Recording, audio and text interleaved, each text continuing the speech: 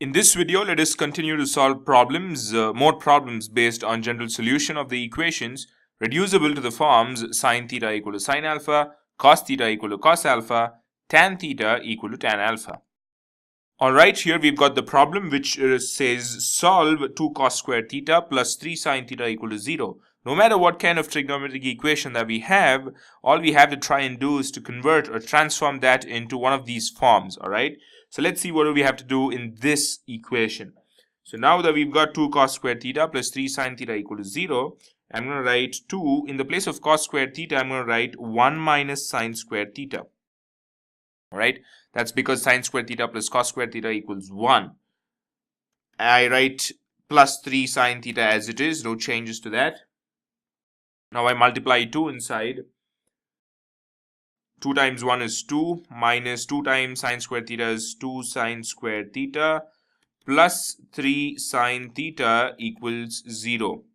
So now if you notice this carefully, it is of the form quadratic equation, right? It is of the form of a quadratic equation, but not arranged in a proper sense. So let us do that.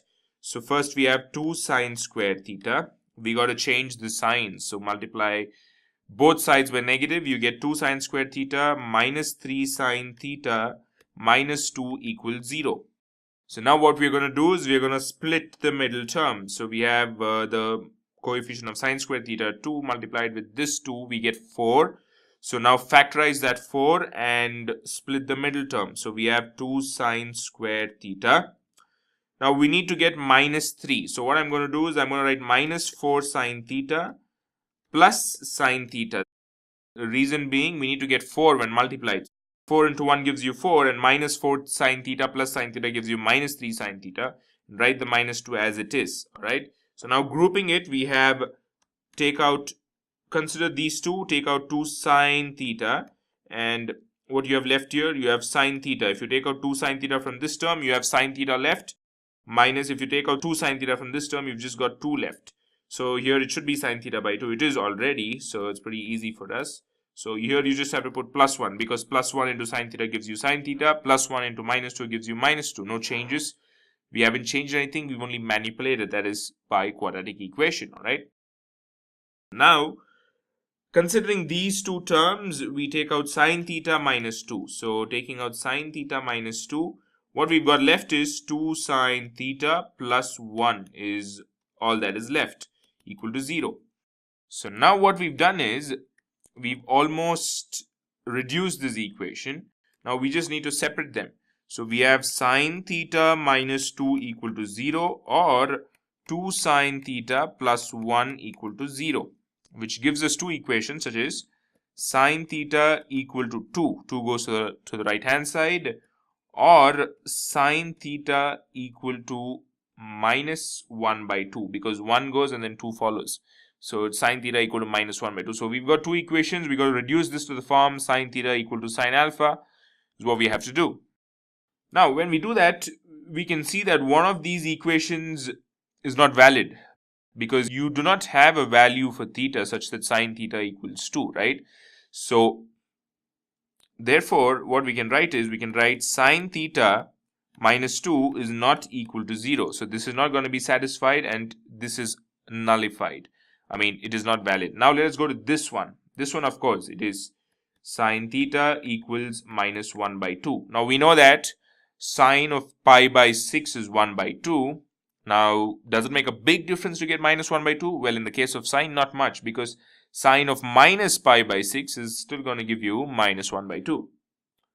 Alright, so what I'm going to do for this equation is write it in the form sin theta equals sine of minus pi by 6. Alright, so now I've transformed this into the form sin theta equal to sin alpha. So the general solution is theta equals n pi plus minus 1 to the power n times alpha, right? So alpha is nothing but negative of pi by 6. So negative of pi by 6, where n is an integer.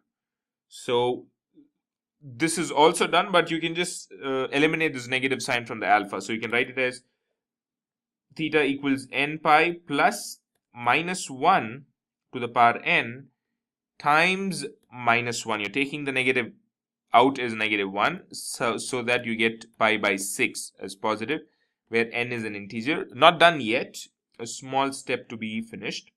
So theta equals n pi plus -1 to the power of n plus 1, the reason being law of indices, right? A to the power m into a to the power n equals a to the power m plus n. So -1 and -1 are common.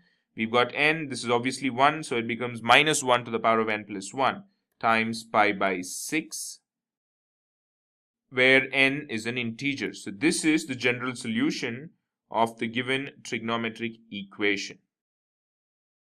Alright, so that concludes this problem as well as this video. I'll see you in the forthcoming videos with more problems based on general solution of the equations reducible to the forms sin theta equal to sin alpha, cos theta equal to cos alpha, and tan theta equal to tan alpha.